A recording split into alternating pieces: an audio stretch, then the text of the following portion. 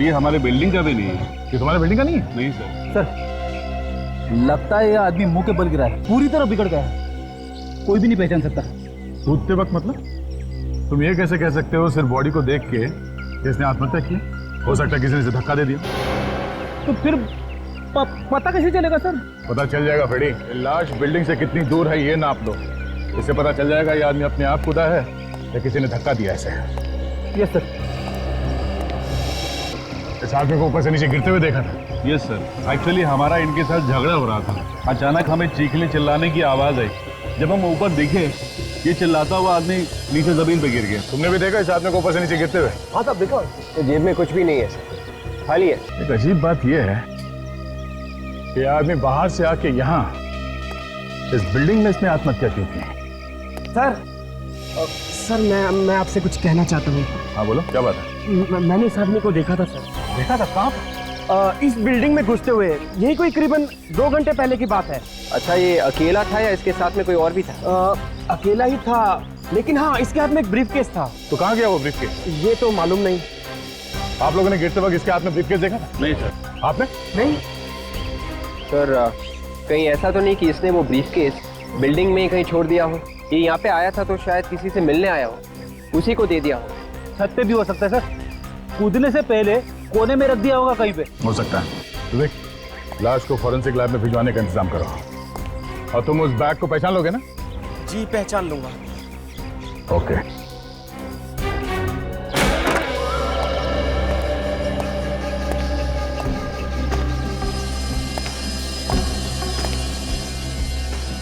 यहाँ पे तो ये ग्रिल लगा हुआ है।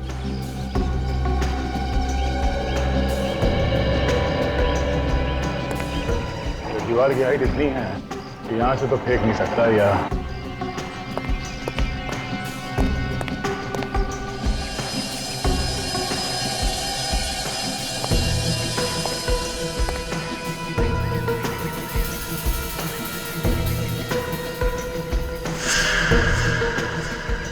ओह, खून लगा हुआ है। शायद यहाँ से गया वो आदमी।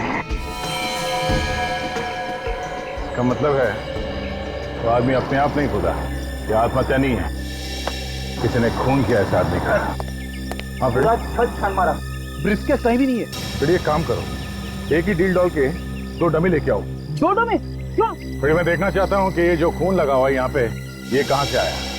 किसी ने उस आदमी को यहाँ से धक्का दिया है या फिर उसे मार के यहाँ से फेंका गया है।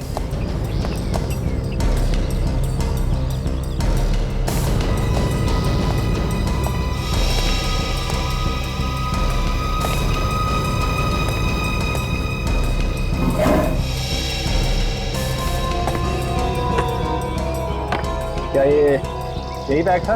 हटिए हटिए, पीछे हटिए सब लोग। हटो पीछे हटो, पीछे हटो।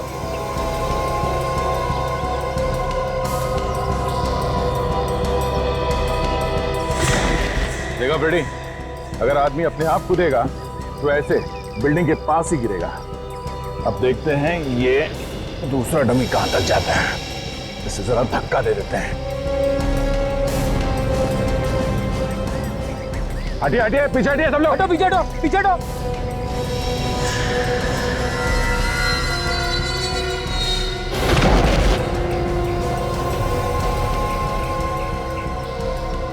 है ना फ्रेडी? ठीक उसी जगह पे ये गिरा है जहां पे वो लाश पड़ी थी। आप बिल्कुल सही हो सर, इस आदमी ने आत्महत्या नहीं की है, इसे किसी ने धक्का दिया है। अब वो बैग मिल गया है सर, लेकिन टूटा हुआ है सर। इस ब्रीफकेस में जरूर कुछ ऐसा होगा जिसकी वजह से मरने वाले आदमी का झगड़ा हुआ किसी के साथ और उसने उसे धक्का दे दिया। सर कहीं ऐसा तो नहीं कि ब्रीफकेस में कुछ पैसे रखे? हाँ, हो सकते हैं, पैसे हो सकते हैं, कोई बड़े काम की चीज हो सकती है। सर अगर उसे पैसे ले ही जाने थे तो ब्रीफकेस के साथ ले जाता, लेकिन उसने ऐसा नहीं किया। पैसे तो ले गया लेकिन ब्रीफकेस को तोड़ के फेंक दिया। उस आदमी का दिमाग तो खराब नहीं हुआ ना सर? फ्रेडी, अगर वो ब्रीफकेस लेके बिल्डिंग से बाहर निकलता तो किसी न किसी को शक हो जाता, इसलिए उसने ब्रीफकेस में से सामान निकाला और फेंक दिया ब्रीफकेस। सर आगे कुछ दिख गया क्या? हाँ सही, ये ये देखिए। ये तो किसी ने अपने नाम का स्टिकर लगा रखा है। इस पे लिखा है USHAN, उशन। स्टिकर आधा है। सर इसमें तो कुछ गम जैसा लगा हुआ है। देखिए सर ये भी मिला। ये क्या हो सकता है? ये तो किसी मशीन का पार्ट लगता है। मतलब इस ब्रीफ केस में कोई मशीन रखी हुई थी। तो हो सकता है ये जो नाम लिखा हुआ है ये ओशन, ये किसी कंपनी का नाम है और इन लेटर से हम कंपनी ढूंढ सकते हैं। हाँ सर। अब हाँ, हम अभी उसी के बारे में बात कर रहे थे सर। हाँ ओह ठीक है सर, जैसे कुछ पता चलता है हम आपको बता देंगे। ओके सर, या ठीक है। इसी साहब का फोन था दिल्ली से। MMS वाले खूनी के बारे में पूछ रहे थे, कुछ पता चला है या नहीं? इस MMS वाले खूनी ने तो बवाल मचा रखा है हर जगह। एसपी साहब बता रहे थे कि दिल्ली में भी इस खूनी ने एक म्यूजिक डायरेक्टर का खून कर दिया है। माय गॉड, पहले एक्टर, फिर सिंगर, अब ये म्यूजिक डायरेक्टर। ये खूनी टीवी और फिल्म वाले लोगों के पीछे पड़ा है क्या? मगर सर इस MMS का क्या मतलब है? MMS मतलब मौत। खूनी जिसे मारना चाहता है उसका MMS बनाता है। सर ये तो खुला चैलेंज है खून करने का। एसपी साहब बता रहे थे कि दिल्ली चेन्नई के बाद अब उसका निशाना मुंबई है। Ragini MMS? Ragini MMS? Sir इस नाम की एक फिल्म बनी है जो 13 मई को रिलीज हो रही है। एकता कपूर ने इस फिल्म को प्रोड्यूस की है सर। फिर तो हम लोगों को होशियार रहना चाहिए, कहीं खूनी का अगला निशाना एकता कपूर तो नहीं।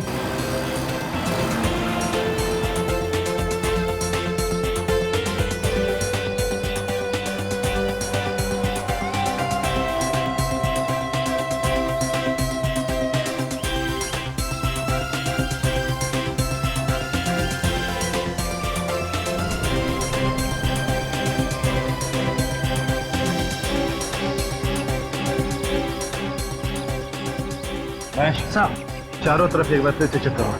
इतने बड़े प्रोड्यूसर आ रहे हैं, कहीं कोई कमी नहीं होनी चाहिए। सर मैंने अपनी तरफ से 3 बार चेक कर लिया है, सब कुछ ठीक है, लेकिन फिर भी मैं एक बार देख लेता हूँ। नहीं सर, अभी तक तो नहीं आई हैं। हम लोग वहीं पे हैं सर। Yes sir. वैसे एकता जी को बोल दिया है, थोड़ा होशियार रहने की जरूरत है। जी सर। Yes sir. ओके मैं फोन कर दूंगा सर। Okay sir. हर जगह अच्छी तरीके से निगाह गड़ा के देखने की जरूरत है। खूनी बहुत चालाक है और खतरनाक भी है, समझे?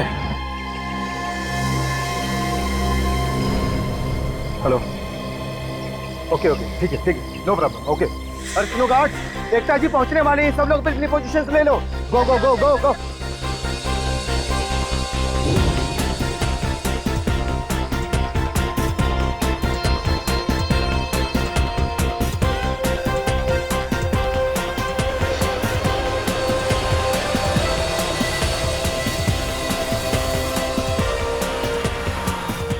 एकता जी के साथ साथ भीड़ पे भी नजर रखो, हैं? अगर कुछ भी गड़बड़ लगे तो उनको एक तरफ ले लेना, ओके?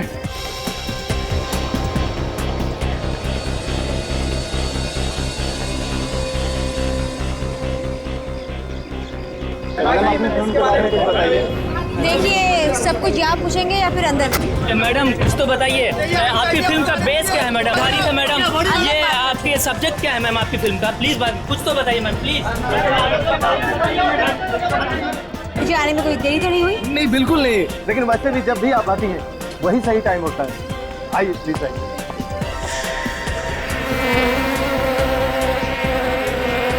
क्या बात है मैम, कोई परेशानी? नहीं।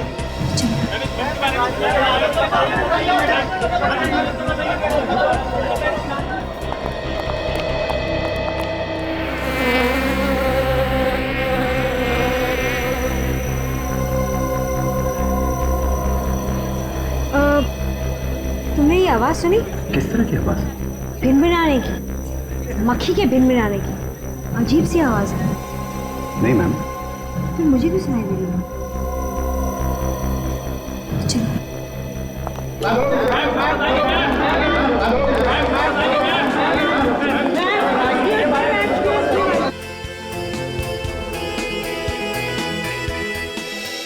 Ladies and gentleman, welcome to our show. मैं रागिनी, आप सबकी होस्ट। दोस्तों, आज का शो बहुत ही स्पेशल है आपके लिए और हमारे लिए भी, क्योंकि आज हम सबके बीच है टेलीविजन दुनिया की जानी मानी प्रोड्यूसर, जिनका नाम बच्चों से लेकर बूढ़ों तक की जुबान पर छपा हुआ है। So please welcome miss Ekta Kapoor.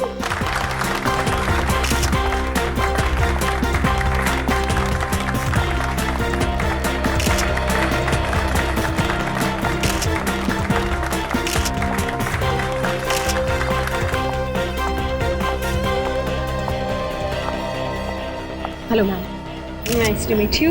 आपका इस शो पर स्वागत है। हमारे इस शो पर आने के लिए बहुत बहुत धन्यवाद। आपने मुझे बुलाया, इस बात का बहुत बहुत धन्यवाद।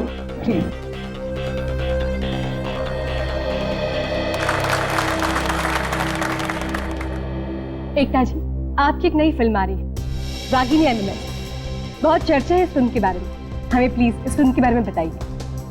इत्तेफाक की बात तो देखिए, आपका नाम भी रागिनी और फिल्म का नाम भी रागिनी एमएमएस। भगवान करे इससे ज्यादा कोई इत्तेफाक ना निकले।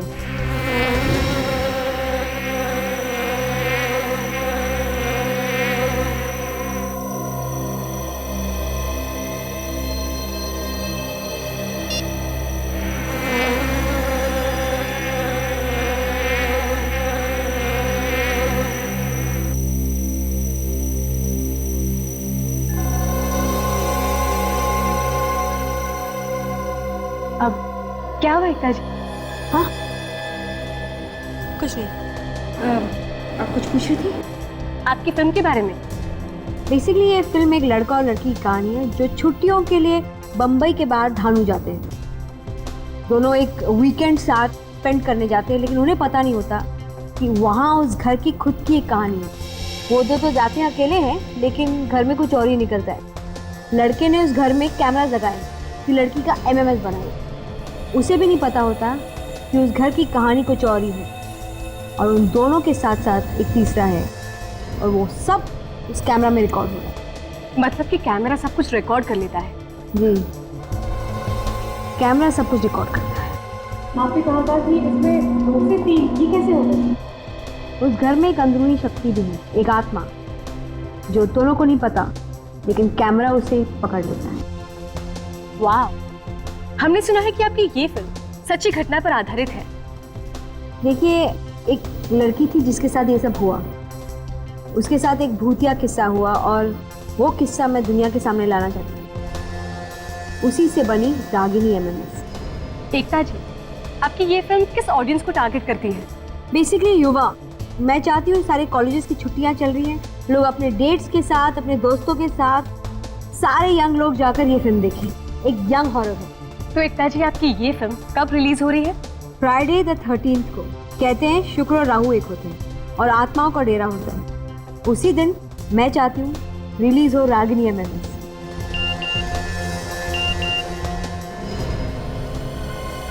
रागिनी एमएमएस। कहते हैं शुक्र और राहु एक होते हैं। ओह माय गॉड, खूनी यही है। उसने अभी अभी रागिनी एमएमएस बनाया और मुझे भेज दिया। बेस्ट ऑफ लक आपको आपकी इस फिल्म के लिए। Thank you so much. जो फुटेज है इस तरफ से रिकॉर्डिंग की गई है, इसका मतलब खूनी स्टेज के उस एरिया में होगा। आपको ढेर सारी शुभकामनाएं। Thank you so much. भगवान करे आपकी ये फिल्म सभी जगह पर धमाल मचा दे। Ragini, are you okay? Ragini, are you okay? Ragini, please get up, एक मिनट पीछे हटिए। एकता जी, आप पीछे आइए प्लीज। इसके गले में खरोच है। खरोच है? भीड़ का फायदा उठा के खूनी ने काम कर दिया है। सचिन, सारे दरवाजे बंद कराओ, किसी को बाहर मत जाने दो। सबको रोको।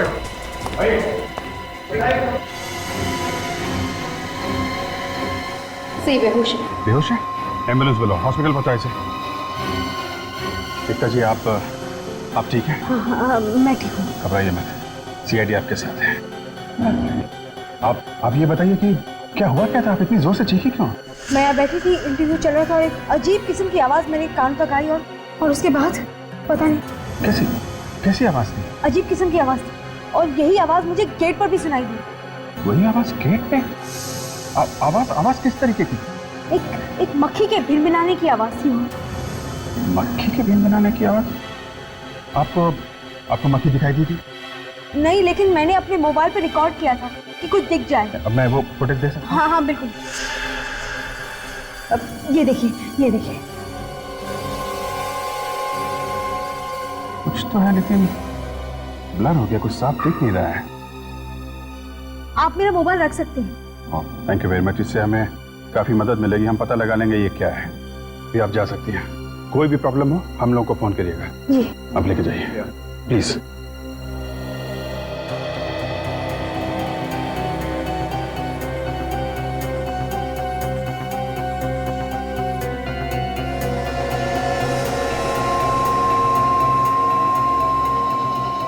देखो भाई, सब लोग कान खोल के सुन लो। जब तक हमें हमला करने वाले के बारे में पता नहीं चल जाता, कोई भी कहीं नहीं जाएगा, सब यहीं रहेंगे। लेकिन सर, हमने थोड़ी हमला किया है। क्या पता किसने किया? सर हम कह रहे हैं ना सर। अच्छा, तुमने कहा और हम लोगों ने मान लिया? हाँ? देखिए, आप लोगों के पास जो भी मोबाइल्स या छोटे से छोटे कैमरास हैं, हमें दीजिए, हमें उसे चेक करना होगा। अभी पता चल जाएगा कि हमला किया किसने। लाइए लाइए।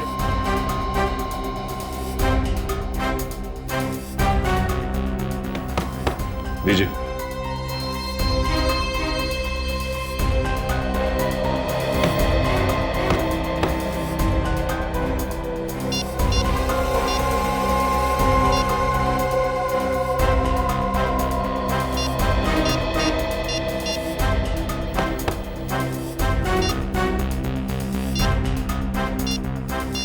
सर, इन मोबाइल्स में तो कोई भी ऐसी फुटेज या वीडियो नहीं है जो इस एमएमएस से मिलती जुलती है। वही तो। सर, मैंने सारे कैमरे और इक्विपमेंट्स चेक कर लिया, किसी ने भी कोई छेड़खानी नहीं की थी।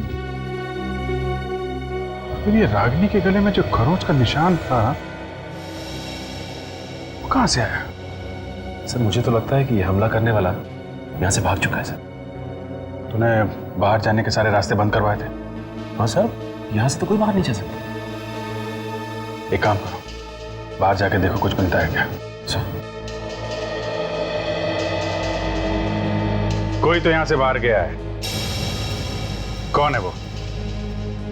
सर, एकता जी और उनके बॉडीगार्ड्स के अलावा हमारे गार्ड्स ने किसी को भी बाहर नहीं जाने दिया। अच्छा, कितने गार्ड्स हैं आपके? सर 5, ये सामने देख लीजिए।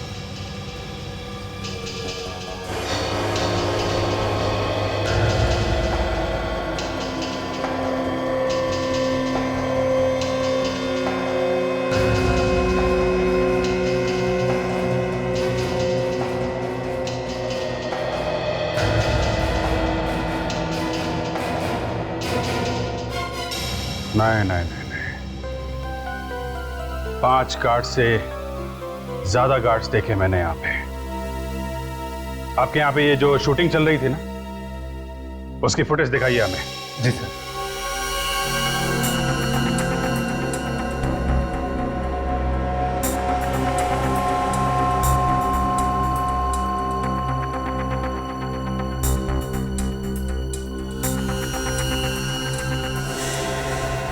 बस रोको। ठीक है, ये 5 नहीं 6 गार्ड हैं। लेकिन सर, ये एक गार्ड कहां से आया? ये तो तुम ही बताओ, कहां से आया? सर मैं सच कह रहा हूं, मुझे कुछ नहीं पता कि एक गार्ड कहां से आए। कमाल है, वो हमला करने वाला गार्ड की ड्रेस पहन के आया, इसलिए किसी को पता भी नहीं चला। सर ये देखिए, गार्ड की ड्रेस, ये बाहर डस्टबिन में पड़े हुए थे। सर, जैसा हमने सोचा था बिल्कुल वैसा ही हुआ है। हमला करने वाले ने गार्ड के कपड़ों का इस्तेमाल किया है। पर सर, एक बात समझ में नहीं आई कि ये गार्ड के कपड़े उस हमला करने वाले के पास कहां से आए? सब पता चल जाएगा सचिन। ये कपड़े हमारे हाथ लग गए हैं ना, ये कपड़े ही हमें उस तक पहुंचाएंगे। हाँ, सारों के साथ। क्या आप नहीं कर सकते? सर, हमें इसके हाथ पे कुछ खरोचों के निशान मिले, ये देखिए। खरोच के निशान? मतलब बनने से पहले इसके किसी के साथ हाथापाई हुई है? इसने अपने आप को बचाने की कोशिश की होगी और उसी में ये निशान लग गए होंगे। बिल्कुल बॉस, यही हुआ। और उसी हाथापाई के दौरान खूनी ने इसे धक्का दे दिया। रागिनी के बारे में कुछ पता चला था? उसकी किस्मत अच्छी थी कि वो बच गई, वरना मारने वाले ने तो कोई कसर नहीं छोड़ी थी।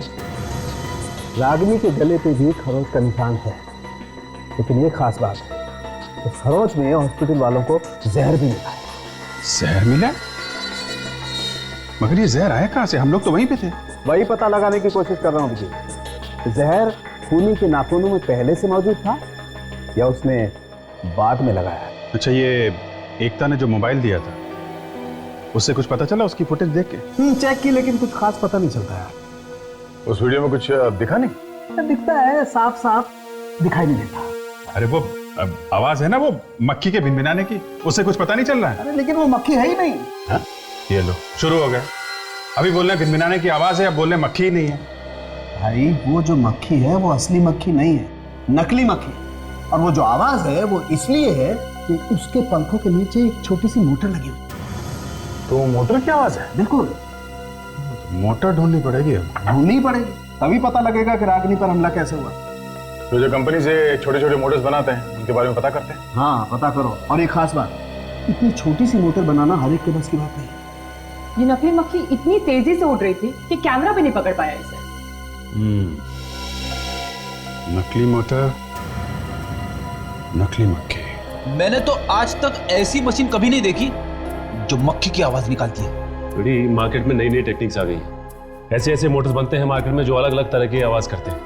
आप कुछ पता चला उन कंपनीज के बारे में जो मोटर बनाती है? हाँ सर, ये 5 नाम है sir. Toys today, MK company, super toys, Kulbhushan and sons and magic carpet toys.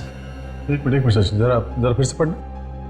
ये toys today, MK company, super toys, Kulbhushan and sons, magic carpet toys. Kulbhushan and sons के आखिरी 5 अक्षर वही हैं जो उस ब्रीफकेस के अंदर लिखा हुआ था, भूषण, कुलभूषण। मतलब एकता कपूर ने जो मोटर की आवाज सुनी थी वो इसी कंपनी का था, और वो जो टूटा हुआ ब्रीफकेस हमें लाश के पास से मिला था वो भी इसी कंपनी का। क्या ये दोनों केसेस एक दूसरे से जुड़े हुए हैं? अब जी कुलभूषण एंड सन्स कंपनी में चल के देखते हैं, वहीं से पता चलेगा इस मक्खी की आवाज वाले मोटर का।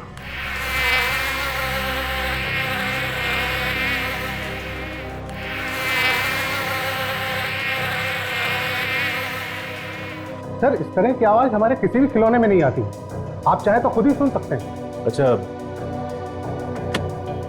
ये बताइए कि ये इस ब्रीफकेस को पहचानते हैं आप? ये ब्रीफकेस?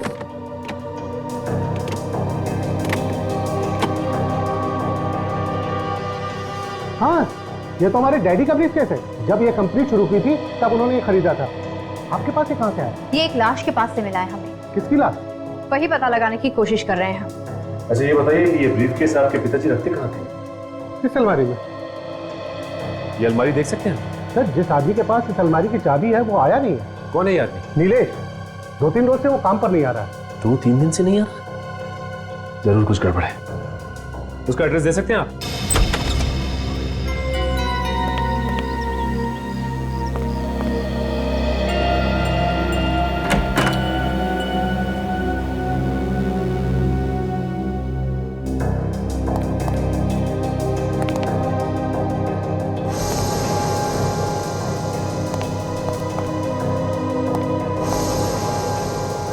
मेरे घर के अंदर है तो है कहां पे?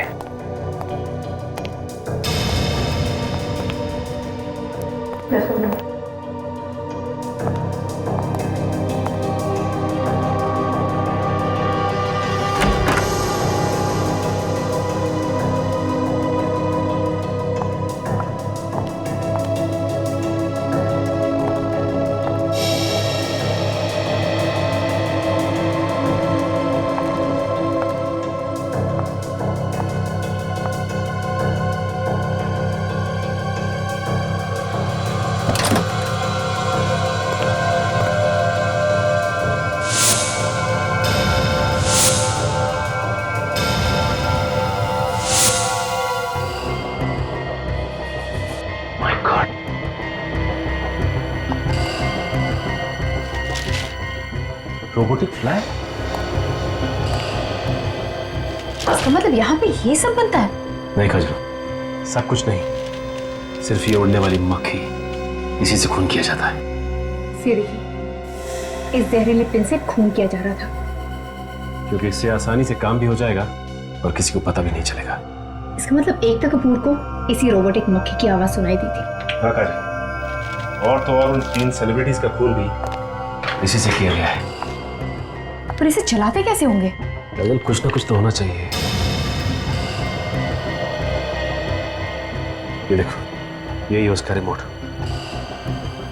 मतलब उन्हीं नीलेश है? कहाँ काजल, सारे सबूत तो नीलेश की तरफ ही इशारा कर रहे हैं। वो ब्रीफकेस भी वही लाया और मोटर बनाने की कंपनी में भी काम करता था। और अब ये जहरीली मक्खी। काजल, एक काम करो, आस पड़ोस के लोगों से पूछो नीलेश के बारे में कुछ पता चलता है क्या?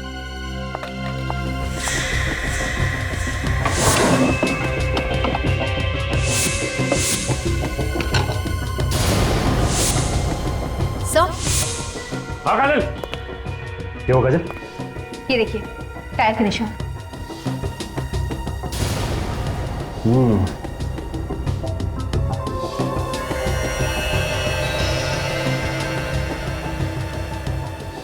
ये इसका मतलब यहाँ पे गाड़ी खड़ी हुई थी। और ये देखो, इंजन ऑयल भी गिरा हुआ है। मतलब नीलेश के पास गाड़ी है और शायद गाड़ी से कुछ पता चल जाए। नंबर काजल, अगर गाड़ी का नंबर मिल जाए तो आसानी से पता लगाया जा सकता है। एक काम करते हैं, आसपास के लोगों से पूछते हैं, शायद उनको पता हो नीलेश की कार के बारे में। एक्सक्यूज मी भाई साहब, ये नीलेश को जानते होंगे ना आप? जी हाँ, मैं जानता हूँ, पड़ोस में रहता है। आप लोग? हम लोग सीआईडी से। ओह, सीआईडी। बताइए, मैं आप लोगों के लिए क्या कर सकता हूँ? आपको नीलेश की गाड़ी का नंबर याद है क्या? गाड़ी का नंबर तो मालूम नहीं, लेकिन उसके पास सिल्वर रंग की गाड़ी है। गाड़ी के बारे में आप कुछ और बता सकते हैं क्या? वो कुछ दिन पहले अपनी गाड़ी को मैकेनिक के पास ले जा रहा था, कह रहा था चूहे ने उसकी वायर काट दी। कहाँ है वो गैराज? अरे भाई साहब, यहाँ पे कोई बॉस, कोई मालिक वालिक है या फिर ऐसे ही चल रहा है काम? क्या बात कर रहे हैं भाई साहब, है ना? वो देखो, वो खड़े। जाइए। सब ठीक है और बढ़िया। चल ठीक है, रखता हूँ। चल, बाय बाय। कहिए भाई साहब, कुछ काम था? अच्छा, गाड़ी खराब हो गई। कहाँ है आप लोगों की गाड़ी? गाड़ी यहाँ पे आई थी नीलेश की? मेरा मतलब है, नीलेश की गाड़ी यहाँ पे ठीक होने के लिए आई थी कुछ दिन पहले। हाँ सर, आई थी। आप जानते हैं नीलेश को? मैडम, बहुत अच्छे से जानता हूँ, वो हमारे रेगुलर कस्टमर है। लेकिन आप लोग? हम लोग सीआईडी से। सीआईडी से? जी हाँ, सीआईडी से। नीलेश की गाड़ी का नंबर तो याद होगा ना तुम्हें? सर, मुझे नंबर याद नहीं है, लेकिन हम लोग कस्टमर का एक रजिस्टर मेंटेन करते हैं, उसमें जरूर लिखा हुआ है। मैं अभी मंगा देता हूँ। सतीश, जरा वो रजिस्टर लेके आना।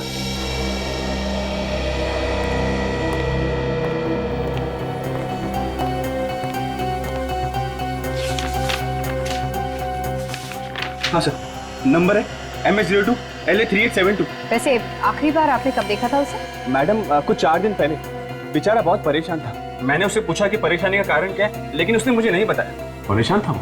हाँ सर, फोन पे कुछ बात कर रहा था सर। क्या बात कर रहा था फोन पे? सर, कुछ झगड़े की बातें कर रहा था सर। फोन पे झगड़ा हो रहा था? अगर झगड़ा हो रहा था तो तुमने सुना होगा ना? क्या बोल रहा था फोन पे वो? कह रहा था कि उसका झगड़ा हो गया बांद्रा के किसी इटालियन रेस्टोरेंट में सर, जिसका उद्घाटन बुधवार को हुआ था। थैंक्स। काजल, एक काम करते हैं, बांद्रा के इस इटालियन रेस्टोरेंट में पता करते हैं कि नीलेश का झगड़ा किसके साथ हुआ था। तब तक मैं कंट्रोल रूम में फोन कर देता हूँ नीलेश की कार के बारे में।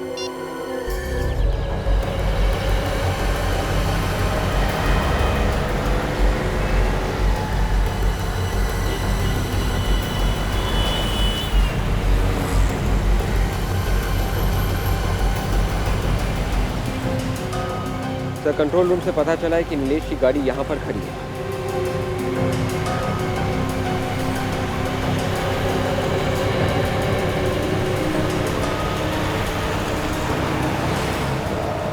गाड़ी के अंदर तो कुछ नहीं है सर। अंदर जो खोल के देखते हैं ऐसे। गाड़ी को देख के ऐसा लग रहा है ये गाड़ी 2-3 दिन से यहीं पे खड़ी है। समझ में नहीं आ रहा है, गाड़ी को यहाँ छोड़ के नीलेश गायब कहाँ हो गया? पास में वो बिल्डिंग भी है जिसके छत से वो आदमी नीचे गिर के मारा था। कहीं वो नीलेश तो नहीं है? जब तक कोई ठोस सबूत मिल नहीं जाता कुछ बोल नहीं सकता।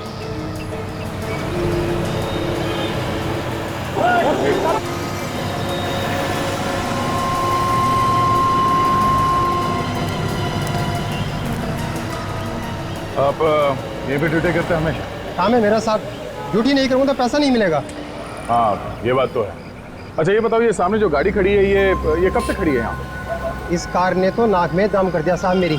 2 दिन हो गए यहाँ पर खड़े खड़े। कौन खड़ी करके गया, कुछ मालूम है? एक आदमी उतरा था साहब, सामने वाली बिल्डिंग में गया था।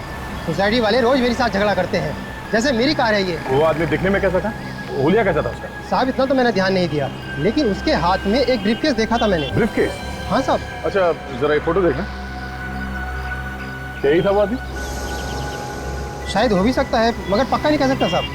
मतलब सर, बिल्डिंग से गिरकर मरने वाला आदमी नीलेश ही। एक काम करते हैं, इस गाड़ी में जितने भी उंगलियों के निशान मिलते हैं उन सबको डॉक्टर सालुंके के पास भेजते हैं। उस लाश की उंगलियों के साथ मिला के देखते हैं, पता चल जाएगा मरने वाला आदमी नीलेश ही था या कोई और। हमें पता चला है कि नीलेश की कार के ऊपर जो उंगलियों के निशान मिले थे उसकी रिपोर्ट आ गई है। हाँ ये रही रिपोर्ट, पढ़ो।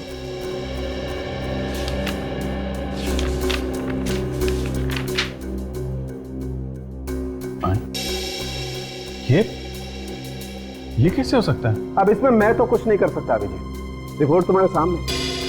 बॉस, स्टीयरिंग व्हील पे इसी आदमी की उंगलियों के निशान है, ये जो उस बिल्डिंग से गिर करके मरा था। अब ये मरा हुआ आदमी नीलेश है? तो वैसे वो बिल्डिंग का वॉचमैन तो कह रहा था कि उसने नीलेश को वहां पे गाड़ी पार्क करते हुए देखा और ये ब्रीफकेस लेके उस बिल्डिंग में चला गया जहां से किसी ने उसे धक्का दे दिया। जिसे हम लोग खूनी समझ रहे थे वो तो 2 दिन पहले ही मर चुका था। मतलब एकता के ऊपर हमला इसने नहीं किया था। खूनी कोई और है दया। हाँ विवेक, क्या पता चला रेस्टोरेंट के बारे में? सारा बैंडा छान मारा सर, ऐसा कोई भी रेस्टोरेंट नहीं है जिसका उद्घाटन बुधवार को हुआ था। मगर उस गराज के मैनेजर ने कहा था कि ये नीलेश किसी रेस्टोरेंट के उद्घाटन से आया था। तुमने ठीक तरीके से चेक किया है? हाँ सर, लेकिन एक रेस्टोरेंट है जिसका उद्घाटन बुधवार को होने वाला था, लेकिन अब गुरुवार को हो रहा है। वहां पे तुमने पूछा किसी ने पहचाना इस नीलेश को? नहीं सर, सब लोग ने मना कर दिया, वो नीलेश नाम के किसी भी आदमी को नहीं जानते। तो ये गैरेज का मैनेजर रघु ये हमसे झूठ बोल रहा है, कुछ छुपा रहा है। इसका मुंह खुलवाना पड़ेगा।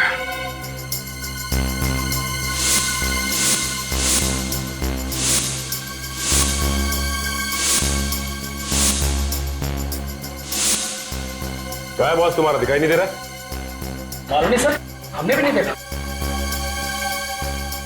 सर झूठ बोल के जान बचा के भाग गया होगा यहाँ से। भाग कर जाएगा कहाँ? हाथ में तो आएगा ही।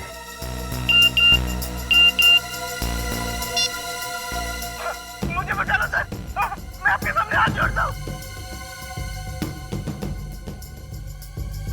ये मेरा पार्टनर है समीर, सभी खूनों में इसका भी हाथ है। अब डर रहा ये तो रघु है, इस गैराज का मैनेजर। ठीक 15 मिनट बाद ये भगवान को प्यारा हो जाएगा।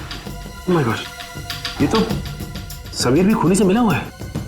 हाँ सर, वो किसी को कुछ बता ना दे, इसलिए खून इसकी जान लेना चाहता है।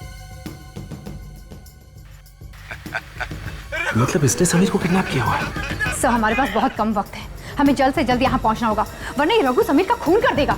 हाँ काजल, मैं अभिजीत सर को फोन लगाता हूँ और ये एमएमएस भी भेज देता हूँ उनको। Hello sir.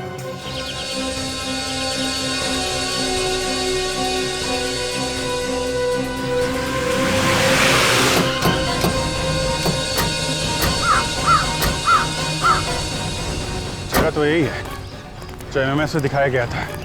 लगता है समीर को यहीं कहीं बांध के रखा होगा। बांध के कहाँ रखा हुआ ये देखना पड़ेगा। वो एमएमएस पे पीछे कुछ था ना उधर। ये भगवान को प्यारा हो जाएगा। जहाँ पे बांध के रखा हुआ है उसके पीछे ये लोगो बना हुआ है। ये लोगो ढूंढते हैं और संभाल के। खूनी बहुत खतरनाक है, कुछ भी गड़बड़ करे ना तो गोली मार देना, लेकिन संभाल के मारना नहीं चाहिए।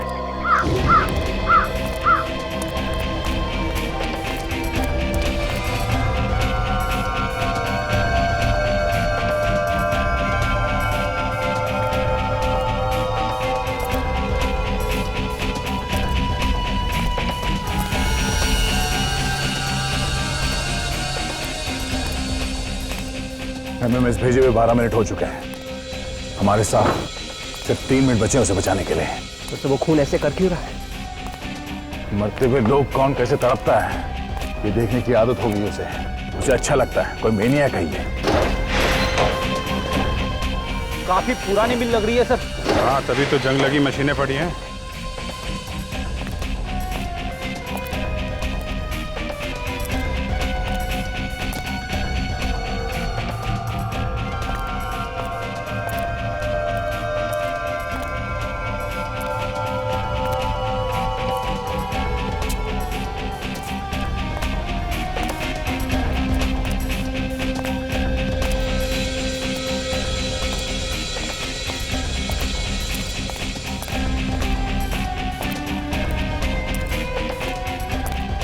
सर वो देखिए लोगो। यहीं पे होना चाहिए। वो लोगों वहां है, इस तरफ इस तरफ।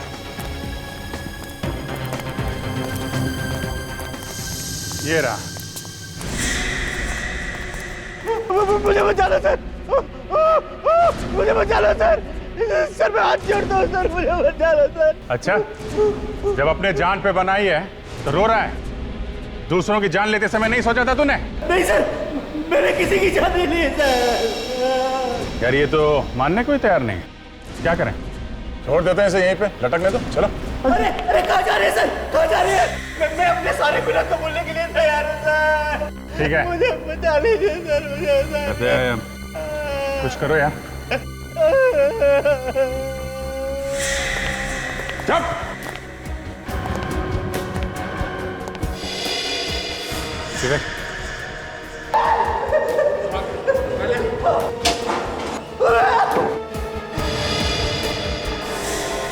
मानना पड़ेगा इन सीआईडी वालों को, वक्त के पहले ही पहुंच गए। लेकिन अब देखता हूं कि ये कहां से बच के जाते हैं।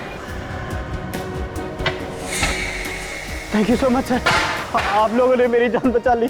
बस ड्रामा बंद कर। ये बता वो कहाँ है जिसने ये सब किया है? आप लोगों के आने से पहले वो यही था सर। यही था? रेडी, पकड़ के रखे सर। सर मैंने कुछ नहीं किया सर।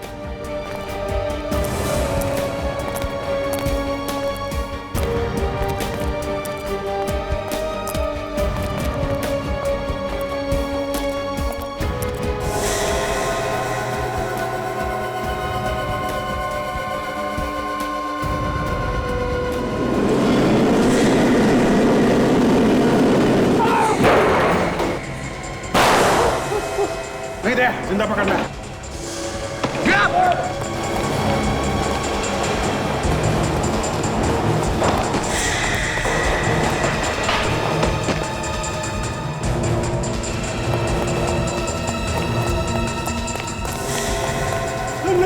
मुझे छोड़ दीजिए, मुझे छोड़ दीजिए। बिना जवाब दिए कहाँ भाग रहा है?